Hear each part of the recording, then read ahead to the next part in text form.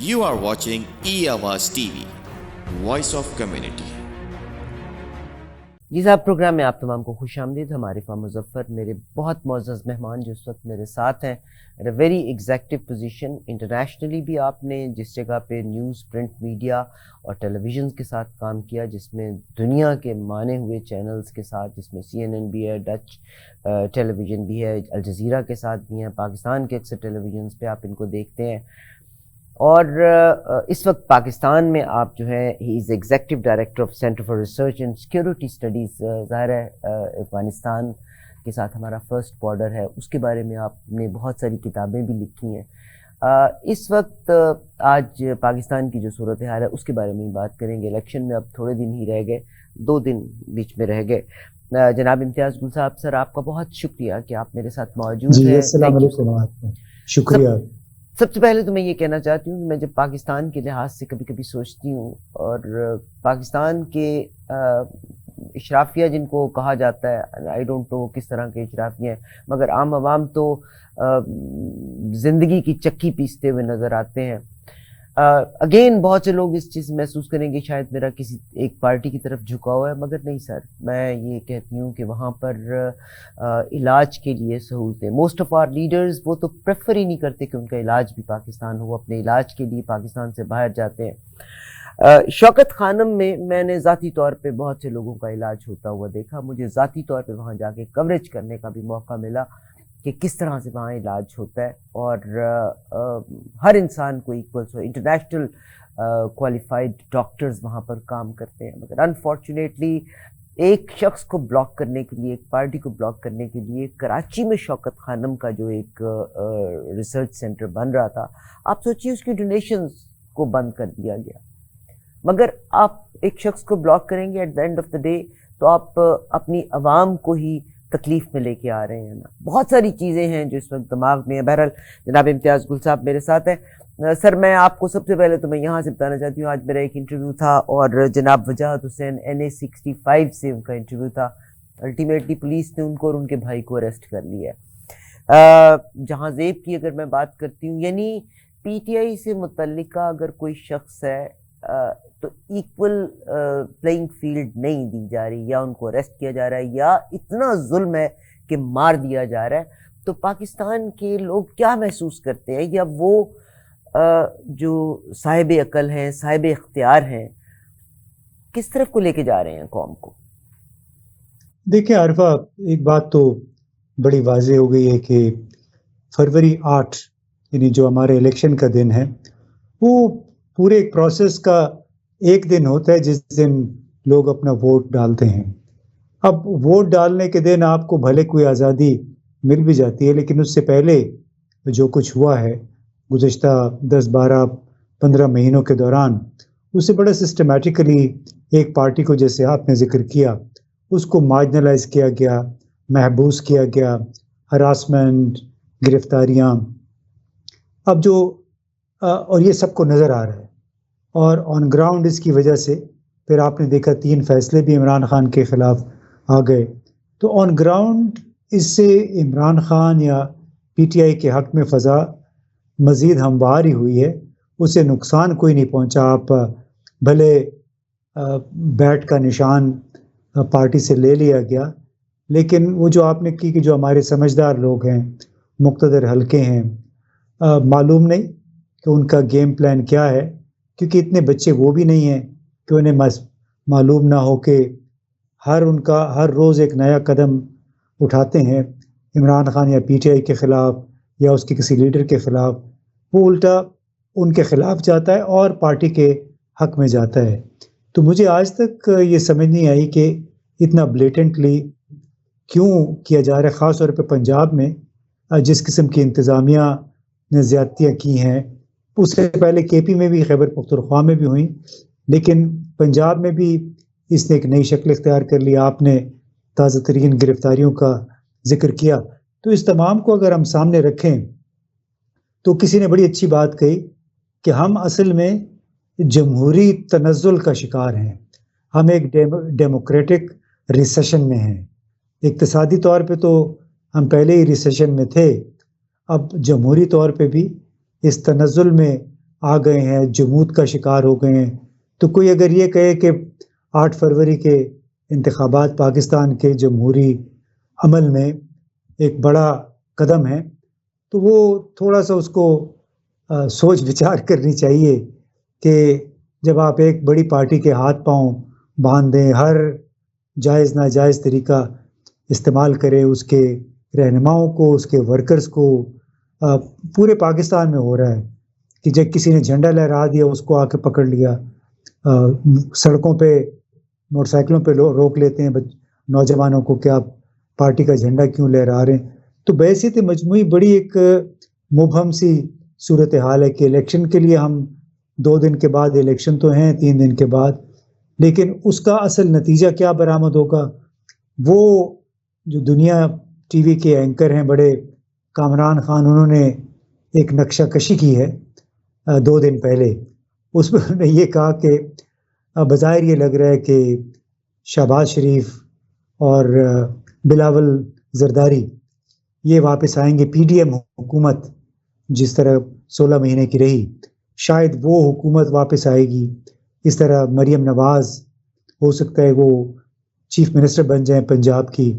تو یہ ایک جو اسکرپٹ لکھا گیا ہے بظاہر بقول کامران خان کے, وہ یہی ہے. اب بھلے 8 فروری کو لوگ لاکھوں کی تعداد میں ووٹ کسی اور جماعت کو ڈال دیں, لیکن پلڑا شاید انہی جماعتوں کا بھاری ہوگا جن کے پلڑے میں کسی اور نے اپنا وزن ڈال دیا ہوا ہے. بہت شکریہ سر. آپ نے کامران خان کا ذکر کیا, میرا خیال ہے فرائیڈے کو میرا بھی آن ریکارڈ یہ پروگرام پڑا ہوا ہے کہ اگر آپ غور کریں تو نواز شریف صاحب جو ہیں وہ پیپلز پارٹی کو برا بھلا کہہ رہے ہیں, بلاول بھٹو نواز شریف صاحب کو برا بھلا کہہ رہے ہیں, مگر کہیں پر بھی بلاول اور شہباز شریف ایک دوسرے کو کہیں بلیم کرتے ہوئے نظر نہیں آ رہے. اور ظاہر ہے جو جن لوگوں کے اختیار میں ہے, جو بنا الیکشن میں حصہ لیے اصل پارٹی ہے, وہ میرا خیال ہے کہ پی ڈی ایم کی طرز پہ ہی حکومت لے کے آئیں گے. آپ تو خیر مریم نواز صاحبہ کو بھی لے کے آ گئے ہیں, I doubt it very much, کیونکہ مریم نواز نے بھی آرمی کی دھجیاں بکھیری ہیں اور بہت سی جگہوں پہ بہت کچھ انہوں نے کہا ہے, مگر مریم نواز بلاول بھٹو کے بارے میں کچھ کہتی ہوئی نظر آ نہیں رہی. سر جہاں یہ ساری باتیں ہو رہی ہیں, اس کا مقصد یہ ہے کہ اگلی حکومت بھی پی ڈی ایم کی طرز پہ ہوگی اور وہی انہی لوگوں کو یہ لے کے آئیں گے. مگر سر یہ جو کسی ملک میں کرپشن کو عام کرنے کے لیے, اس کا مطلب ہے کہ آپ نے وہ خرید و فروخت کا بازار, جو جتنے آزاد امیدوار ہیں اور وہ بھی آپ کی مرضی کے ہیں, جو ڈائی ہارٹ ہیں کسی پارٹی کے لیے, ان کو یا آپ مروا رہے ہیں یا آپ ان کو اریسٹ کروا رہے ہیں, مگر باقی لوگ جو آزاد امیدوار ہیں ان کی تو بڑی ٹھیک ٹھاک منڈی لگے گی. تو ملک کے ساتھ تو پھر کوئی بھی سنسیئر نہ ہوا نا. دیکھیے ملک کے ساتھ تو اب ایسا لگتا ہے کہ ملکی مفادات کی اب ثانوی حیثیت رہ گئی ہے اور بنیادی طور پہ انفرادی ایجنڈاز ہیں, مطلب بڑے لوگوں کی خواہشات ہیں, اسی کے مطابق یہ ملک کو چلا رہے ہیں. جیسے آج بلاول زرداری نے یہ کہا ہے کہ میں وزیر اعظم بننے کا نہ صرف اہل ہوں بلکہ اس پوزیشن میں بھی ہوں کہ وزیر اعظم بنوں, اور ساتھ میں یہ بھی کہا کہ ہمارے صدارت کے امیدوار آصف علی زرداری ہیں. یعنی ہم ایک مائنڈ سیٹ کی بات کر رہے ہیں, چاہے وہ شہباز شریف ہے, نواز شریف ہے, ان کے آپس کی جو نورہ کشتی ہے شہباز شریف, نواز شریف اور بلاول کی, اس سے قطع نظر ایک دوسرے کو برا بھلا کہہ رہے ہیں کیونکہ یہ تو پہلے سے ہی بہت عرصے سے ایک دوسرے کے سڑکوں پہ گھسیٹنے کی بات کرتے تھے, ان کے پیٹ چیر کے لوٹا ہوا مال برآمد کرنے کی بات کر رہے تھے, لیکن پی ڈی ایم حکومت میں شیر و شکر ہو گئے. اسی طرح انشاءاللہ امید ہے کہ 8 فروری کے بعد بھی جو حکومت بنے گی تو اس میں کچھ ایسا ہی ہوگا. لیکن پاکستان ایک ایسے مائنڈ سیٹ میں پھنسا ہوا ہے کہ اس مائنڈ سیٹ کے ساتھ اس کی ترقی, جو صحت مند ترقی ہے, وہ ابھی بڑی دور سے دور ہوتی چلی جا رہی ہے. نواز شریف صاحب ابھی بھی اپنے پرانے دور میں. کبھی کہتے ہیں میرے زمانے میں 4 روپے کی روٹی ہوتی تھی, کبھی کل کہا تھا 5 روپے کی ہوتی تھی, پھر کہا کہ ڈالر 104 روپے کا تھا, حالانکہ ان کے زمانے میں 2017 میں ڈالر 110 روپے کا تھا. تو وہ ابھی تک ماضی میں پھنسے ہوئے ہیں کہ میں پاکستان کو 5-6 سال پہلے والے زمانے میں لے کے جاؤں گا جہاں پہ روٹی سستی ہوگی. بلکہ مزے کی بات ہے, مجھے سمجھ نہیں آتی کہ اس مائنڈ سیٹ کو یہ درباری ذہنیت کیوں پروموٹ کر رہی ہے. یعنی وہ قیمتوں کا ذکر کر رہے ہیں کہ میرے زمانے میں ٹریکٹر 8 لاکھ کا تھا, اب وہ 38 لاکھ کا ہے. اور معلوم نہیں کون سے یہ افلاطون ہیں, اقتصادی مالی امور کے جو ماہرین ہیں, کہ ان کو کوئی یہ نہیں بتا رہا کہ 5 سال پہلے بیرل ایک تیل کا 50-51 ڈالر میں ملتا تھا, آج وہ 82-85 ڈالر میں ملتا ہے. اس وقت ڈالر 110 روپے کا تھا, آج ڈالر جو ہے تو 280 روپے میں بھی نہیں مل رہا ہے. تو معلوم نہیں ہے کس زمانے میں رہ رہے نواز شریف, یا تو خود بے وقوف ہیں یا ان کے ایڈوائزرز نے بے وقوف بنا رکھا ہے تاکہ لوگوں کی نظروں میں ان کو مزید گرائیں. لیکن بحیثیت مجموعی یہ سٹیٹس کو جو ہے ہمارا اس سے سامنا ہے. یعنی چاہے وہ شریف ہیں, چاہے زرداری ہیں, چاہے گیلانی ہیں, یہ سب حکمران طبقہ ہے. اور جب بھی مطلب آتا ہے ان کا, یہ سب ایک ہو جاتے ہیں. جیسے آج کل بلاول بڑی ہمدردیاں جیتنے کی کوشش کر رہے ہیں پی ٹی آئی کے لوگوں کی. انہوں نے یہ بھی کہا ہے آج کے جو شرعی نکاح کے حوالے سے فیصلہ ہے, ہم اس کی مذمت کرتے ہیں اور اس کی بالکل ہم حامی نہیں ہیں. یعنی یہ بھی ہمدردیاں حاصل کرنے کی ایک کوشش ہے. حالانکہ انہی لوگوں نے, چاہے وہ بلاول تھا, چاہے زرداری تھا, چاہے شہباز یا نواز, ان سب نے بیساکھیاں فراہم کی اس نظام کو جس کو ہم پھر پی ڈی ایم حکومت کہتے ہیں. یہ خود سہولت کار بنے اور آج محض ووٹ کی خاطر, ان کی ہمدردی حاصل کرنے کی خاطر اس نوعیت کی باتیں کر رہے ہیں کہ شاید پی ٹی آئی کے کچھ لوگ ان کو بھی ووٹ دے دیں. تو اب پاکستان کا مسئلہ یہ مائنڈ سیٹ ہے, درباری مائنڈ سیٹ, چاہے وہ سندھ میں ہے, چاہے پنجاب میں ہے, چاہے بلوچستان میں اور خیبر پختونخوا میں تو خیر کچھ اور ہی ہے. بلوچستان میں تو آپ کو معلوم ہے سرداری نوابی نظام ہے, بس چھوٹے چھوٹے حلقے ہیں اور وہ اپنے مزے کر رہے ہیں. جب بھی نئی حکومت آتی ہے تو وہ سب, ان کی اکثریت بس اپنا وزن ایک ہی پلڑے میں ڈال دیتی ہے, وہ اس کے پلڑے میں جو کہ اسلام آباد میں جس نے حکومت کرنی ہوتی ہے. شکریہ سر. میرے پاس یہ آپ نے تو کہا کہ آپ نے آرٹیکل بڑی عرصہ پہلے پڑھا تھا, U S toppling of Imran Khan. اس کا میں پیراگراف کی طرف دیکھ رہی تھی, تیسرا پیراگراف ہے. The Boston University professor Lindsey count 64 regime change operations by the US, اور کہتے ہیں یہ 64 سے comparatively زیادہ ہے. عمران خان کا جو گناہ تھا وہ کہتے ہیں کہ Imran Khan sin was to be too cooperative with the Russian President Vladimir Putin and ان کے ساتھ. اور سی آئی اے کی ہمیشہ خواہش رہی ہے یا ان کا ایک ہی سٹانس رہا ہے, either with us or against us, اور اسی کی پاداش میں آج عمران خان کو سزا ملی. میں اب یہاں پہ یہ کہنا چاہتی ہوں کہ آج تک 3 سال کا گورنمنٹس کا ٹینیور رہا, چاہے وہ مسلم لیگ تھی, چاہے وہ پیپلز پارٹی تھی, اور اب اگر یہ معاملہ ہوا تھا تو بجائے اس کے کہ یہ تمام کے تمام اکٹھے ہو کے اس طاقت کے اگینسٹ اکٹھے ہو جاتے جو کسی بھی گورنمنٹ کو اپنا ٹائم پورا نہیں کرنے دیتی, مگر آج بھی کمپرومائز پولیٹیشنز کر رہے ہیں اپنے اگلے 3 سال 3.5 سال کے ٹینیور کے لیے.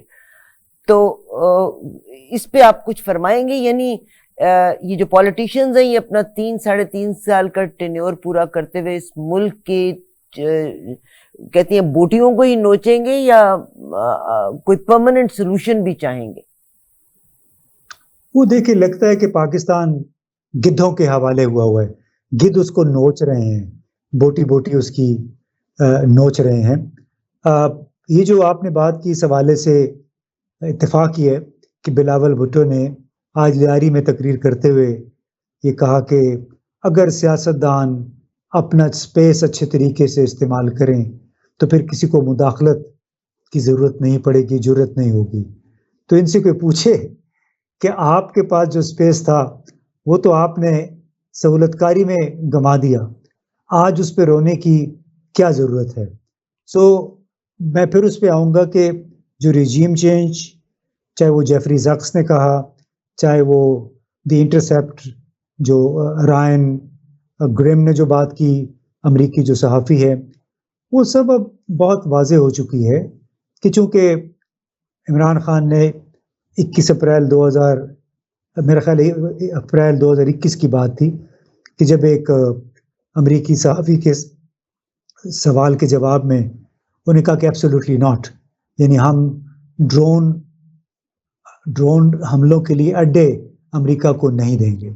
پھر اس کے بعد ظاہر ہے ان کی تھوڑی چین کے ساتھ، روس کے ساتھ تعلقات بڑھے، تو اس میں امریکی حکام تھوڑے سے پھر انکمفرٹیبل ہوئے، اور آہستہ آہستہ یہ سلسلہ پھر ہم نے دیکھا کہ کیسے ووٹ آف نو کانفیڈنس اور پھر 9 اپریل 2022 حکومت کی تبدیلی پہ منتج ہوا. تو یہ کوئی ہمیں اس وقت چیلنج جو ہے وہ یہی ہے کہ یہ جو ہمارے سیاستدان ہیں، بجائے اس کے، بلکہ مجھے ایک اور بات یاد آئی کہ اگر دیکھیے 9 مئی کے واقعات ہوئے، 9 مئی سے پہلے بھی عمران خان کے خلاف بہت سارے ناجائز قسم کے مقدمات بنے تھے، 9 مئی کے بعد تو پھر ایک لائن لگ گئی. تو اگر اور 9 مئی کے واقعات قابل مذمت بھی تھے، جس نے غلط کام کیا اس کی سزا بھی ملنی چاہیے، لیکن اس کو کلنک کا ٹیکہ اور اس کو بغاوت سے، غداری سے ایکویٹ نہیں کرنا چاہیے تھا. اور یہ کام تھا ان سیاستدانوں کا. لیکن ان سیاستدانوں نے ایک بڑا سنہری موقع ان کو مل گیا، چاہے وہ پیپلز پارٹی والے تھے، چاہے مسلم لیگ والے تھے، کہ دیکھیں نا جی انہوں نے ملک کے خلاف اتنا بڑا ایکشن کیا، غداری کی، فوج پہ حملہ کر دیا. تو ان کو تو کہتے ہیں نا، اللہ تعالیٰ سے یہ دعا شاید مانگ رہے تھے کہ کوئی ایسا موقع ملے کہ عمران خان کو، پی ٹی آئی کو کارنر کیا جائے. تو آج حالات مختلف ہوتے اگر یہ کہتے کہ اس کے، اور سب مل کے کہتے کہ عمران خان کے خلاف جو 3 کیسز ہوئے ہیں، بڑے بھونڈے انداز میں فیصلے دیے گئے، اس کے سے پہلے جو کیسز کئی بنے وہ بڑے مشکوک انداز میں کیسز بنائے گئے، یعنی ایک شخص ہے اس کے خلاف 50 FIR کاٹ دی گئی. سو اگر سیاستدان واقعتاً سیاست کرنا چاہتا ہے، واقعتاً آئین پسند ہے، جمہوریت پسند ہے، تو پھر کم از کم کچھ بنیادی ضابطے ہیں جس پہ انہیں ایگری کرنا چاہیے کہ بھئی آپ کے ایک سیاستدان کے خلاف اگر بالکل غلط کیس بنا ہے، اس پہ آپ کھڑے ہو جائیں، اس پہ آپ یکجا ہو کے احتجاج کریں یا اس کو غلط تو قرار دیں. لیکن انہوں نے نہیں کیا، لہٰذا آج جو کچھ ہو رہا ہے وہ اسی لیے کئی لوگ یہ کہہ رہے ہیں کہ ایک بہت بڑی سلیکشن ہونے جا رہی ہے، 8 فروری کو یہ الیکشن نہیں ہوگا، اور وہ ان سب سیاستدانوں کے اپنے کرتوتوں کی وجہ سے. بہت شکریہ سر آپ کا. مگر میرا خیال ہے کہ ایکسیپٹ اس کے رزلٹ کو اگر عوام ایکچولی، تو ووٹ ڈالنے کا مقصد تو یہی ہے نا کہ عوام اس کو ایکسیپٹ کرے، اور اگر عوام ایکسیپٹ نہیں کرتی اور اس کا نتیجہ جو ہے وہ خون کی ہولی ہوتا ہے، تو آپ کیا سمجھتے ہیں؟ اور میرا خیال ہے آرمی کے اندر بھی تھوڑی سی ڈسٹربنس ہے ضرور، چند لوگ امریکہ کی خواہشات کو پورا کرنے کے لیے یہ تمام چیزیں کروا رہے ہیں، مگر ڈو یو تھنک کہ آرمی کے اندر بھی کوئی ڈس اوبیڈینس ہو سکتی ہے؟ دیکھیں جی، میں تو بچپن سے سن رہا ہوں کہ آرمی کے اندر بڑی ریزنٹمنٹ ہے. جب سے ہم نے ہوش سنبھالا مختلف ادوار میں، چاہے وہ جنرل ضیاء الحق کا دور تھا، چاہے جنرل مشرف کا دور تھا، چاہے موجودہ دور ہے، ہم مسلسل سنتے رہے کہ جی آرمی کے اندر بڑی ریزنٹمنٹ ہے. لیکن وہ ریزنٹمنٹ وہ آپ کو کبھی نظر نہیں آتی عملی اقدامات میں، کیونکہ جو آپ کی ہائی کمان ہے وہ جو چاہتی ہے وہ کرتی ہے، جو وہ مناسب سمجھتے ہیں اس کا حکم دیتے ہیں، وہ کام ہو جاتا ہے. So it's not about the resentment in the army, it's about the system. وہ سسٹم ہمارا ایسے ہو گیا ہے کہ 1954 میں اس وقت جنرل ایوب خان نے یہ کہا تھا کہ ہم کسی کو بھی پاکستان کے مفادات کا سودا یا کمپرومائز نہیں کرنے دیں گے. یہ 1954 کی بات ہے.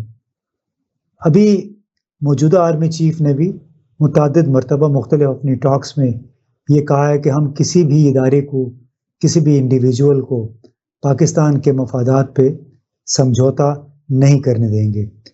تو جو میں نے بات کی نا کہ مائنڈ سیٹ شروع میں بات کی، تو یہ وہ مائنڈ سیٹ چلے آ رہا ہے، اور یہ مائنڈ سیٹ تبدیل صرف ایک ہی صورت میں ہوگا کہ جب ہر شخص، ہر ادارہ، ہر اینٹیٹی جو اسٹیک ہولڈرز جو ہیں وہ اپنے اپنے ثوابدید کے مطابق، آئین کے مطابق جو ان کا طے شدہ کردار ہے وہ کام کریں، دوسروں کے کام میں مداخلت نہ کریں.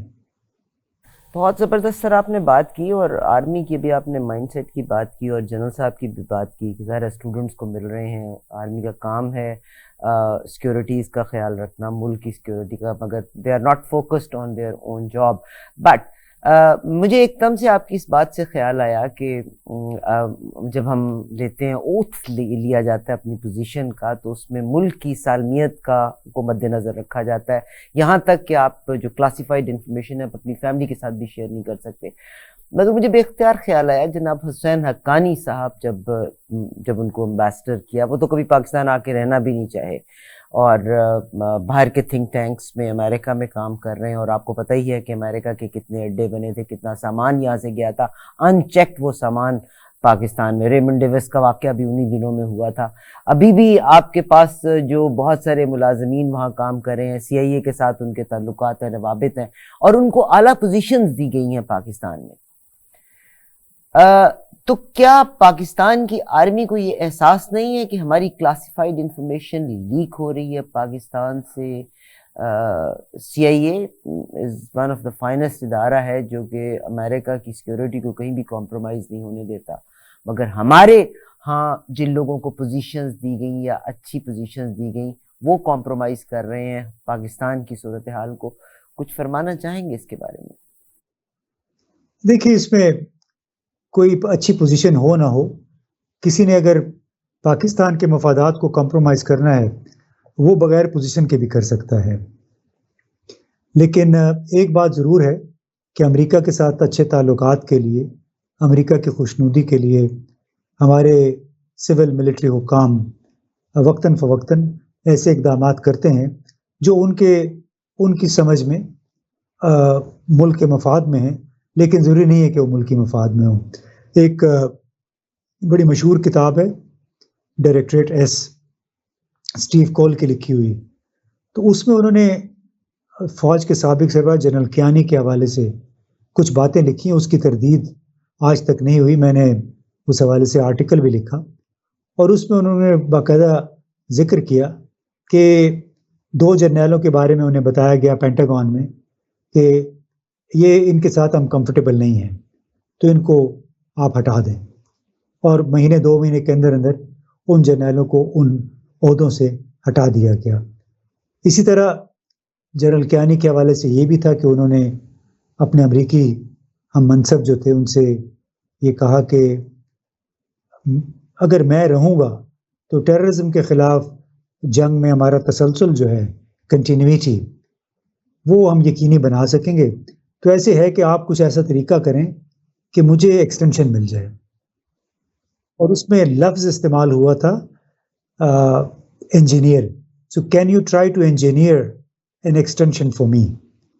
یہ اس کتاب میں کوٹ ہوا ہے، آج تک اس کی کسی نے تردید نہیں کی. اور پھر واقعی وہ ان کی ایکسٹینشن 2010 میں میرا خیال ہے انجینئر ہوئی، اور اس وقت کے وزیر اعظم یوسف رضا گیلانی نے 2-3 منٹ کی تقریر کی ٹی وی پہ آ کے، کہا کہ herewith we are giving another 3-year extension to the Army Chief General Ashfaq Kayani. تو جہاں پہ اس قسم کے اگر واقعات، مثالیں موجود ہیں، تو پھر وہ اس سے واضح ہو جاتا ہے کہ ہماری فوجی قیادت کافی حد تک कॉन्शियस रही है कि हमें अमेरिका को नाराज़ नहीं करना चाहिए. हमारी अपनी सालमियत इस वक्त भी जनरल नदीम जो हैं वो एक्सटेंशन में चल रहे हैं.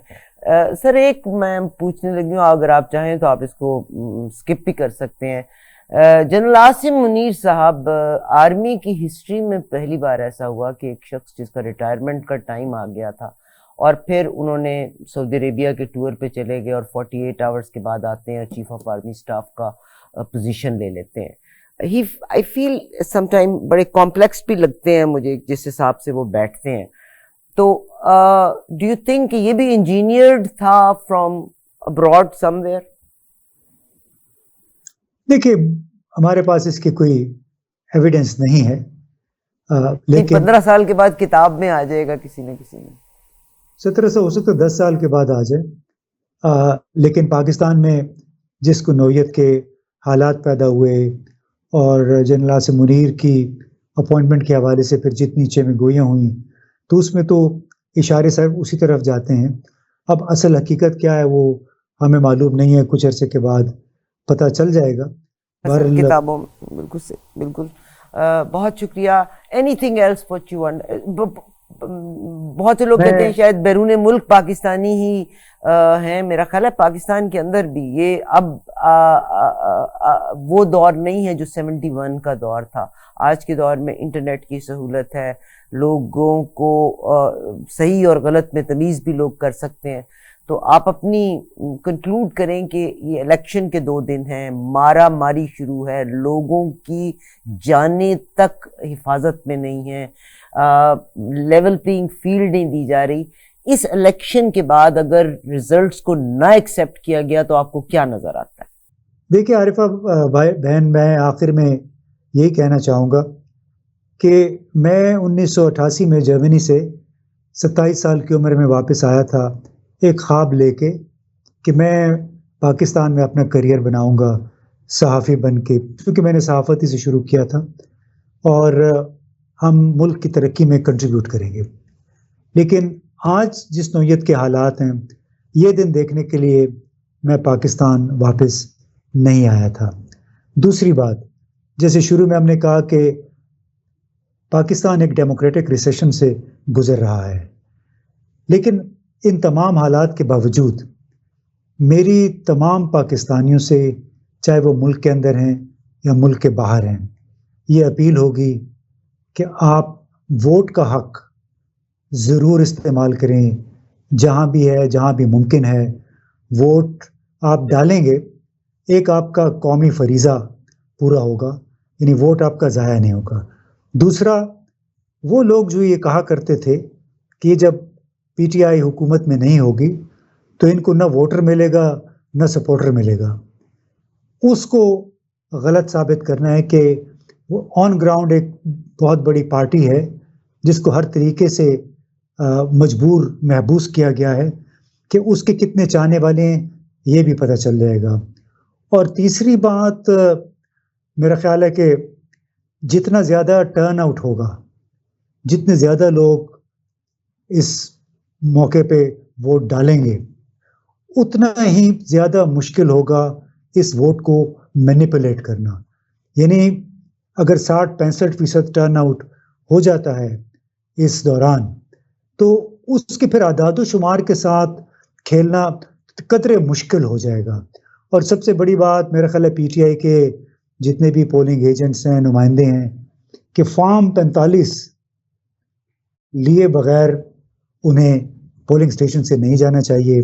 ग्रुपों की सूरत में ज़रूर उन्हें पोलिंग स्टेशन पे ठहरना चाहिए ताकि बहुत पैमाने पे, बड़े पैमाने पे धांधली ना हो सके. तो ये एक पैगाम है जो हम अपने तमाम पाकिस्तानी भाइयों को पाकिस्तान की खातिर ये पैगाम हम दे सकते हैं सबको. जनाब इम्तियाज़ गुल साहब हमारे साथ रहे. मैं कोशिश करूंगी अगले चंद एक दिनों में इनसे और भी बात करा सकूं. यकीनन हम में से कोई भी नहीं चाहता कि पाकिस्तान बुरे हालात में आए, बट अनफॉर्चुनेटली चंद लोग जो कॉम्प्रोमाइज़ करते हैं.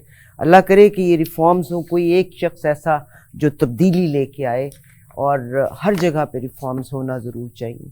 I wish you all the best. अल्लाह आपका और पाकिस्तान का हामी नासिर रहे. खुदा हाफिज़. You are watching E-Awaaz TV, Voice of Community.